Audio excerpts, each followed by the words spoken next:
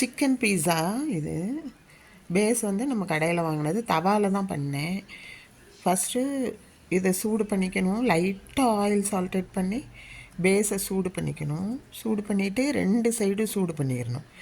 எல்லோரும் ஒரு சைடு சூடு பண்ணிவிட்டு மேலே அப்படியே சாஸ் போடுவாங்க. அப்படி இல்லாமல் 2 சைடும் சூடு பண்ணிவிட்டு அப்புறம் சாஸ் அப்ளை பண்ணி அப்புறம் நிறைய சீஸு, நான் வந்து சீஸ் தயாரித்தோம் நாங்களே வீட்டில், அது கிரேட்டட் பண்ணி போட்டோம்.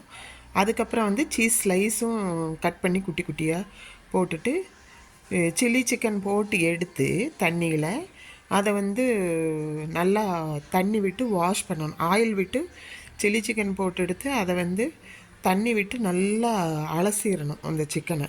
அதுக்கப்புறம் பிச்சு பிச்சு இதில் சுற்றி வச்சுட்டு மேலே சாஸ் போட்டு ஹர்ப்ஸ் போட்டு சில்லி ஃப்ளேக்ஸ் போட்டிருக்கு.